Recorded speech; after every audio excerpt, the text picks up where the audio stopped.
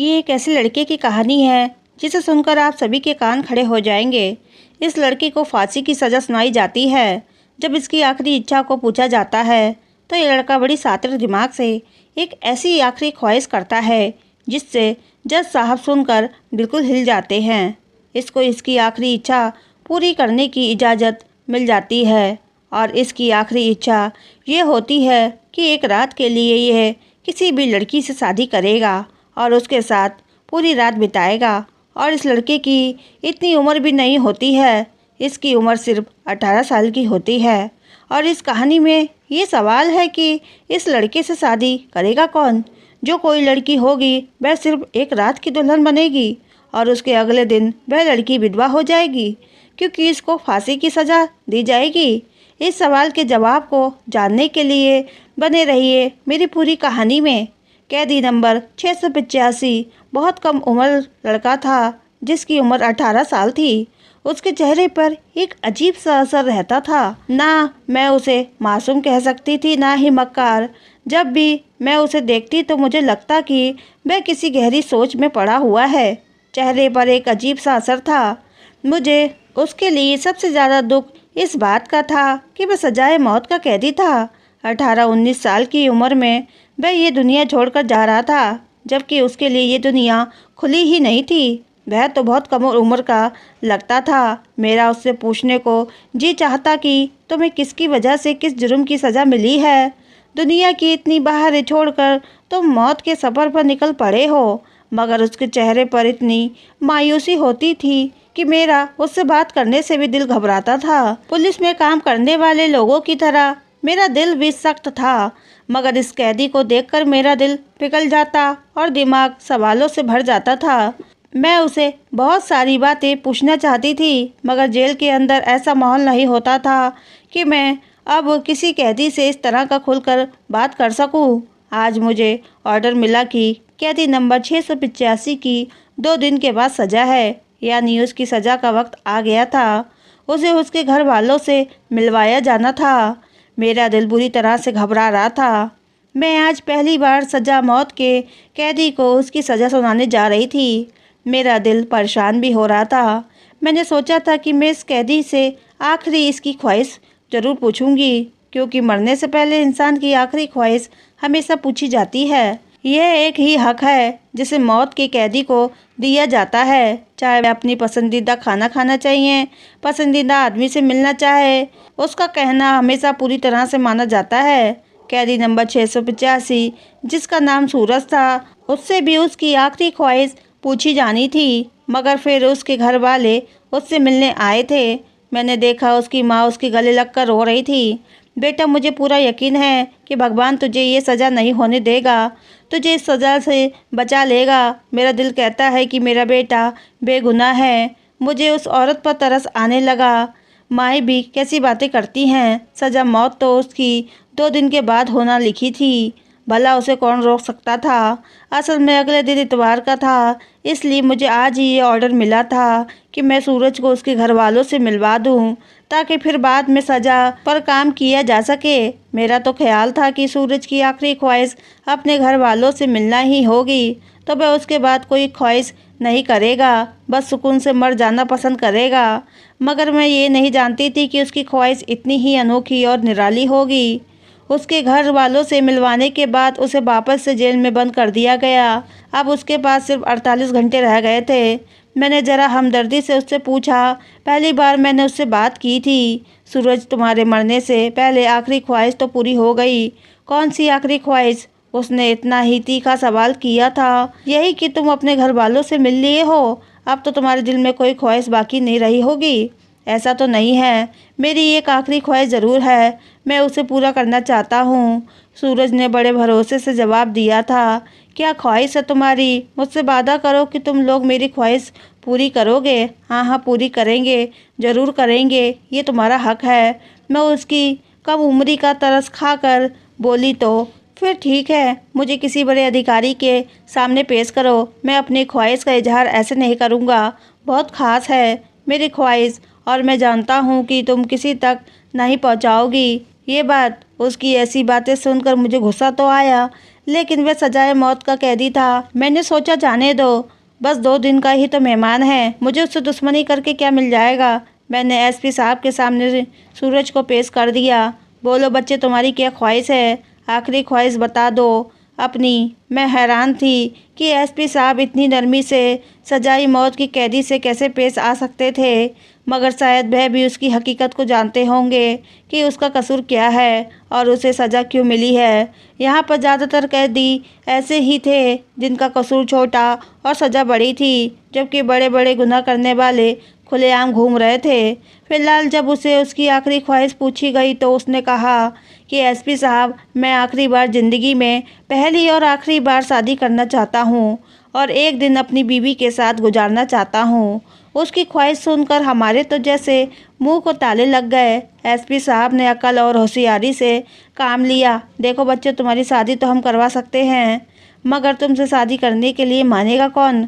कमबख्त, तुम्हारे घर वाले अमीर तो हैं नहीं, तुम एक गरीब खानदान से संबंध रखते हो, क्यों एक मौका ख़राब कर रहे हो? कोई और चीज़ हो तो बता दो, खाना पीना, किसी से मिलना चाहो तो हम तुम्हारे लिए सब कुछ करने को तैयार हैं, क्योंकि तुम इस दुनिया से जा रहे हो। हमारे लिए दुख की बात है, मगर कानून सख्त है और ऐसा कानून है सबके लिए बराबर, और कानून ऐसा ही है सबके लिए बराबर है, चाहे कोई कम उम्र या मासूम या फिर ज़्यादा उम्र का बदमाश, सबके लिए एक ही सज़ा है। मैं नहीं जानता कि तुम्हें ये सज़ा क्यों हुई है। तुम्हारा केस तो सबसे ज़्यादा उलझा हुआ है, लेकिन यह है कि अब तुम सज़ा मौत की कैदी हो तो बिना वजह तो नहीं हो, तुम्हें किसी वजह से तो सज़ा मिली है। अब तुम किसी ढंग की ख्वाहिश का इजहार करो तो हम पूरी भी कर देंगे, लेकिन मैं यकीन से कह सकता हूँ तुमसे कोई शादी के लिए राज़ी नहीं होगा, और फिर हम कैसे तुम्हारी शादी करवाएं? सूरज बड़ी तसल्ली के साथ बोला, एसपी साहब, मैं कब आपसे कह रहा हूँ कि आप मेरी शादी करवा दो। मैं आपको एक ऐसा तरीका बताता हूँ कि मेरी शादी खुद ब खुद हो जाएगी। उसकी बात सुनकर मेरे भी कान खड़े हो गए। मैं सोचने लगी कि कहीं ये जेल के किसी औरत से शादी करने का न बोल दे। फिलहाल सूरज ने कहा कि आप मेरे घर के बाहर कॉलोनी में माइक में ऐलान करवा दो कि सूरज जो जेल में बंद है, जो एक दिन के लिए सजाए मौत से पहले उसकी दुल्हन बन सके, वह यहाँ जेल के अंदर आ जाए। अब तो ये बात थी तो बड़ी बेढंगी, मगर सूरज ने हमसे वादा लिया, अगर कोई औरत इसके बाद भी मुझे शादी करने को तैयार हो तो आप रोकेंगे नहीं, और सुबह होने तक वह मेरे पास ही रहेगी। सूरज की अक्लमंदी ने हमें भी परेशान कर दिया था। उसकी हाजिर जवाबी ऐसी थी कि हम लोग परेशान हो गए। हमने कहा ठीक है, हम ऐलान तो करवा देंगे, मगर हमें इतना यकीन है कि तुमसे शादी करने कोई नहीं आएगा। कोई औरत अपना भविष्य क्यों बर्बाद करेगी? एक दिन के लिए क्यों दुल्हन बनेगी? अपने माँ बाप को क्यों रुसवा करेगी? खैर, सूरज ने मेरी कोई बात नहीं सुनी। कहने लगा, बस आप ऐलान करवा दे, मेरी यही ख्वाहिश है। इसके बाद अगर कोई ना आया तो मैं कोई और ख्वाहिश नहीं करूँगा, फिर मुझे भले सजा ही मौत दी जाए। हमने सूरज की ख्वाहिश पर काम करते हुए उसके घर के बाहर ऐलान करवा दिया। साथ में ये भी बताया कि वह सज़ा मौत का कैदी है। 2 दिन के बाद उसे उसकी जुल्म की सज़ा में फांसी दी जाएगी और वह इस दुनिया से चला जाएगा। अगर कोई लड़की फिर भी उससे शादी करना चाहती है तो उसे थाने में आ जाए, वहाँ से उसे जेल पहुँचा दिया जाएगा। हमें तो ये मजाक ही लगा था। हमने तो उसकी ख्वाहिश पूरी कर दी, मगर ठीक 1 घंटे बाद सिपाही अभय ने बताया कि जेल में एक औरत आई है जो दुल्हन के कपड़े में है और उसके साथ पंडित जी भी हैं। मुझे ये बात बड़ी हैरानी वाली लगी। मुझे लगा कि शायद यूं ही कह रहे होंगे, पर जब मैं और एसपी साहब बाहर गए तो ये देखकर हैरान रह गए थे कि सामने एक नौजवान लड़की, बड़ी मुश्किल 17 से 18 साल की होगी, वह खड़ी थी और उसके साथ पंडित जी भी थे। पंडित जी को देखकर ऐसा लग रहा था उस लड़की की शादी करने की बेड़ा उन्होंने उठा ली है। उसके पास कोर्ट का रजिस्टर भी था, जबकि लड़की खूब अच्छा तरीके से मेकअप करी हुई थी। लड़की का मेकअप और उसकी तैयारी देखकर लगता था कि ये सब तो इसने पहले से तैयार कर रखा है। अब मुझे सूरज पर शक होने लगा था कि उसने ऐसी ख्वाहिश का इजहार क्यों किया। एक दिन के लिए उसे अपनी दुल्हन मिलकर क्या करेगा? ये औरत कौन है? मैंने पंडित जी से पूछा तो वह कहने लगे, जी मुझे नहीं पता, ये मेरे पास आई थी, इसने इसी तरह दुल्हन का कपड़ा पहना हुआ था, बोली कि मुझे जेल लेकर चलो, मैं सूरज से शादी करना चाहती हूँ। मुझे नहीं पता कि इस लड़की के दिल में क्या आया है। मैंने तो इसे समझाया कि ऐसा ना करो, मगर ये समझने को तैयार नहीं है और ये लड़की कह रही है कि मुझे सूरज से ही शादी करनी है। मैं इसे बता चुका हूँ कि वह सजाए मौत का कैदी है, 2 दिन के बाद उसकी मौत हो जाएगी, मगर ये मानती ही नहीं है। कहती है कोई बात नहीं, मैं एक दिन भी गुजार लूँगी सूरज के साथ तो मेरी भी ख्वाहिश पूरी हो जाएगी, क्योंकि मैं सूरज से सच्ची मोहब्बत करती हूँ।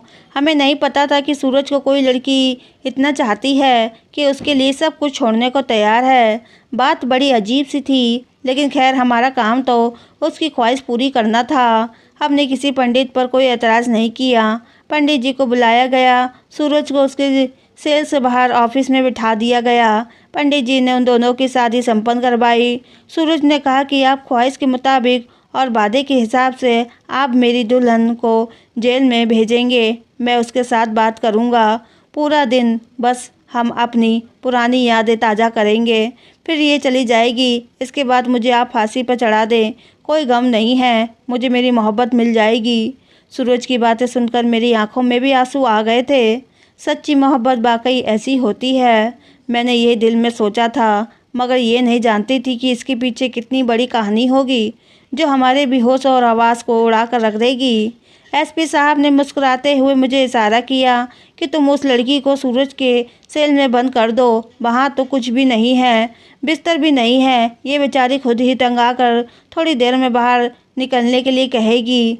मैंने भी यही सोचा था। मैंने उस लड़की को सेल में ले गई। वहाँ तो बड़ी मुश्किल से 2 लोगों के खड़े होने की जगह थी। मैंने उन दोनों को सेल में बंद कर दिया और फिर बाहर आ गई। मुझे लगा था कि थोड़ी देर के बाद वह लड़की तंग आ जाएगी, मगर मुझे हल्की हल्की सी आवाज़ें आने लगी।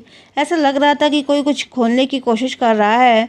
शक हुआ कि शायद सेल का दरवाज़ा तोड़ने की कोशिश की जा रही है, मगर मैं तसल्ली में थी। मैं जानती थी कि सेल का दरवाज़ा खोलना इतनी आसान बात नहीं है। मेरी कोशिश यही थी कि सूरज अपनी आखिरी बातें अपनी मासूका से कर ले।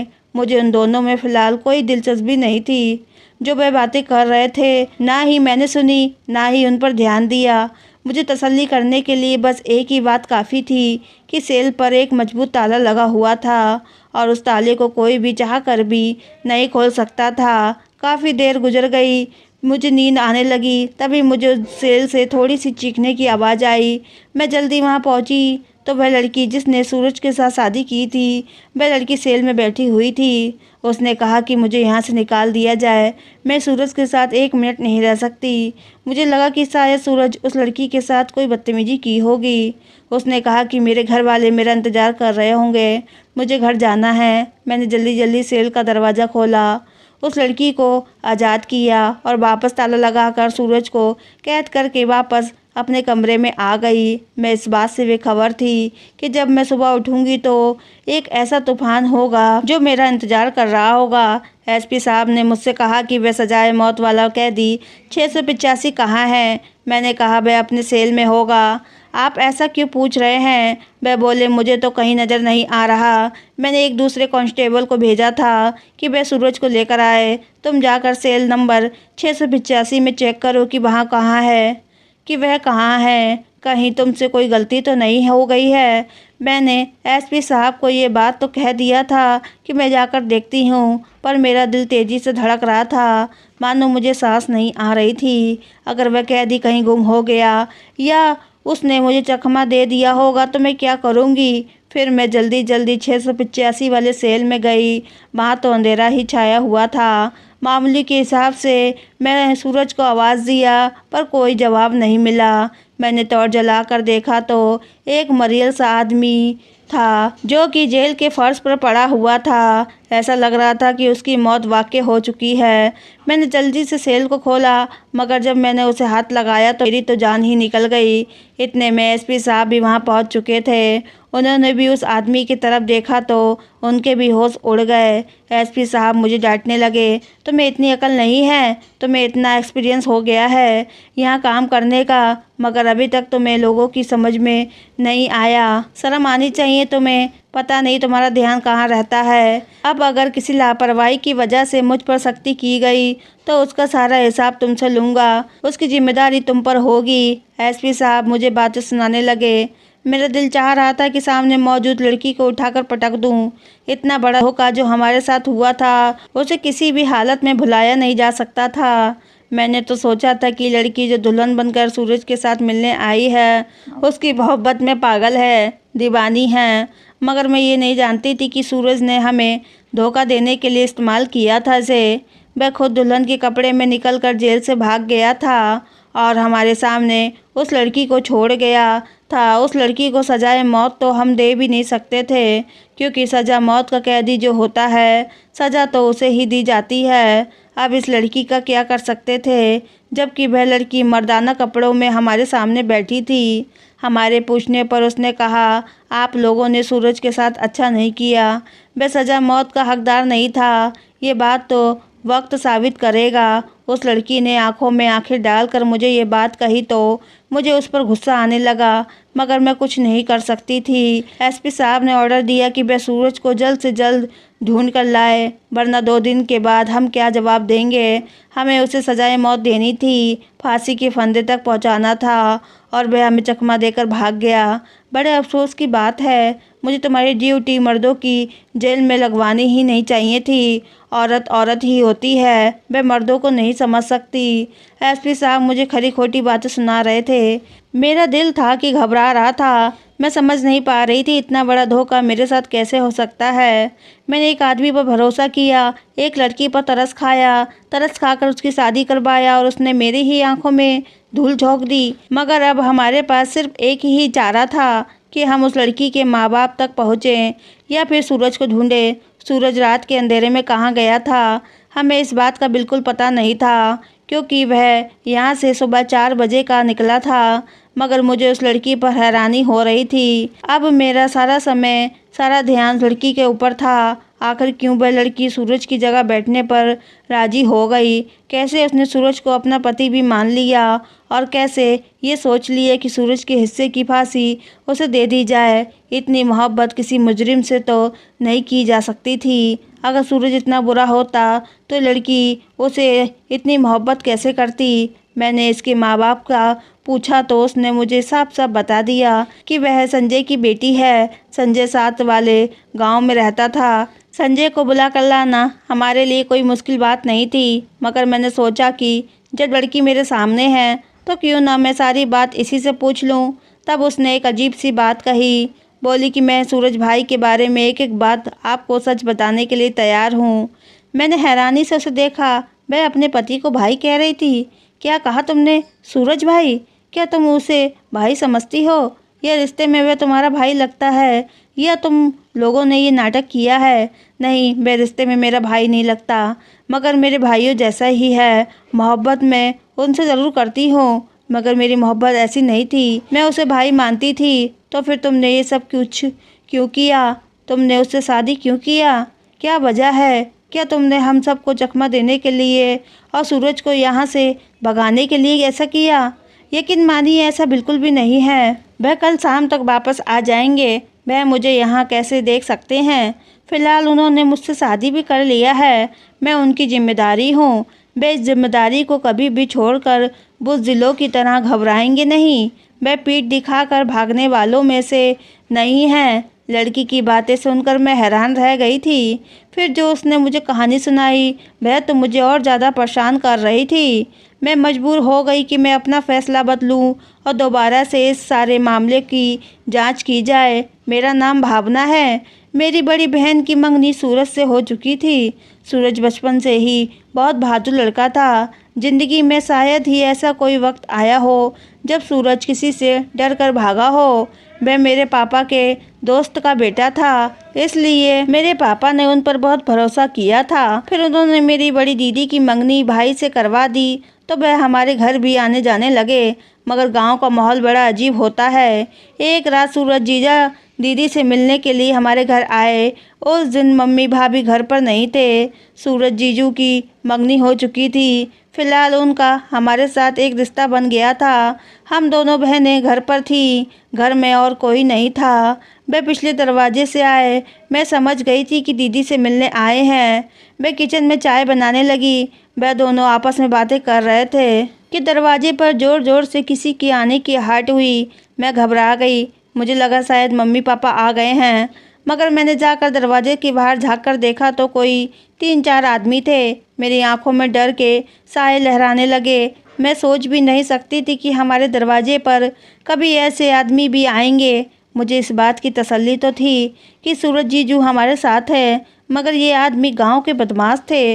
मुझे उनको देखकर ही खून सूख गया था। मैंने उनसे पूछा कि तुम कौन हो, तो उन्होंने कहा कि दरवाज़ा खोल दो, नहीं तो हम दरवाज़ा तोड़ देंगे। मैंने उनसे बहुत ही विनती की, हम घर में अकेली बहनें हैं, तुम लोग यहाँ से वापस चले जाओ। तब उन्होंने माँ बहन की गालियाँ देते हुए कहा कि हम वापस नहीं जाएंगे, तुम लोग इस गांव में खुलेआम इक्सबाजी चला रही हो। हमें सब पता है कि इस घर में और कौन कौन है। हमारे सामने तुम लोगों के घर में एक लड़का आया है। ये शोर सुनकर सूरज जीजू भी बाहर आ गए। उन्होंने घर का दरवाज़ा खोल दिया, मुझे अंदर जाने को कहा। मैं तो अंदर कमरे में चले गई, मगर सूरज जीजू उन लोगों से उलझ पड़े। उनमें से एक ने बहुत गलत बात की, बोला कि अगर हमें पता होता कि यहाँ पर लड़कियाँ हैं और इस तरह की लड़कियाँ हैं तो हम भी 2-4 प्यार के फूल खिला लेते, पैसे भी अच्छे दे देते। ये बात सुनकर सूरज जीजू से रहा नहीं गया। उन लोगों ने इतनी गलत बात कर दी थी कि सूरज जीजू गुस्से से भर चुके थे। फिलहाल उनकी होने वाली पत्नी के बारे में इतनी गलत बात करे किसी भी आदमी के सामने तो कोई बर्दाश्त नहीं कर सकता। सूरज जीजू ने उस टाइम तो उन लोगों को कुछ भी नहीं कहा, क्योंकि एक तो वे बिल्कुल खाली हाथ थे और उन सभी बदमाशों के पास हथियार था और अक्लमंदी भी यही थी। उस वक्त उनको चुप रहना था कि हम बहनों के होते हुए उनसे ना लड़ पाए।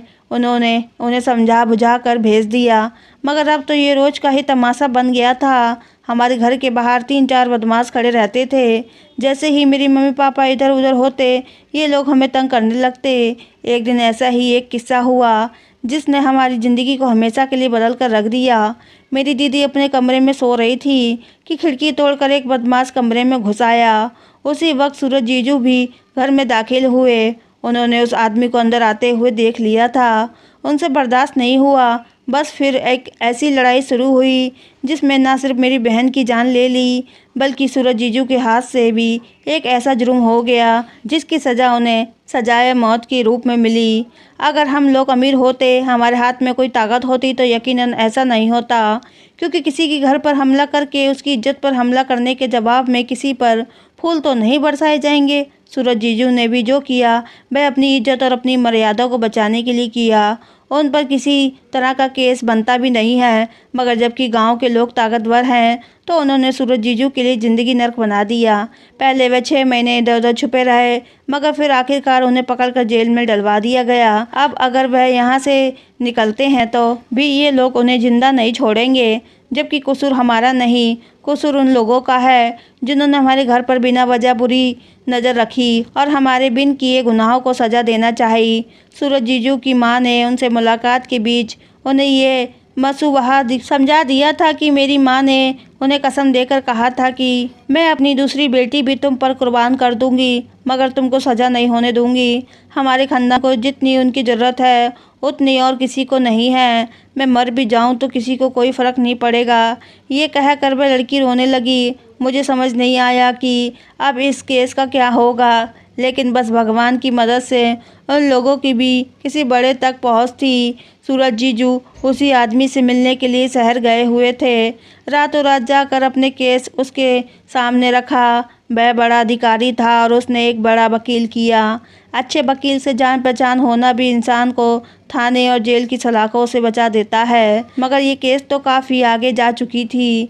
वकील साहब की धमकी और उनकी वकालत ने एसपी साहब को भी घायल कर दिया कि सजाए मौत सूरज के लिए नहीं बनती थी और न ही सूरज की तरह से कोई अपील दी गई, न सफाई का मौका दिया गया। केस चला। उसके बाद सूरज जीजू बरी हो गए, क्योंकि वे बिना हथियार के थे।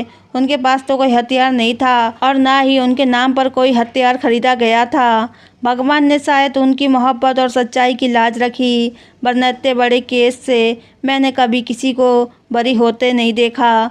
भगवान हम सब के दिलों में वह सच्चाई जगा दे जिससे हम किसी का नुकसान ना पहुंचा पाएँ और अपनी सच्चाई पर यूं ही कायम रहें। मेरी भगवान से ये प्रार्थना होती है। तो दोस्तों, इस कहानी के बारे में आपकी क्या राय है, हमें कमेंट करके ज़रूर बताइएगा। अगर कहानी पसंद आए तो चैनल को सब्सक्राइब, वीडियो को लाइक करना ना भूलिएगा। फिर मिलते हैं आपसे एक नई कहानी के साथ। जब तक के लिए दीजिए इजाज़त।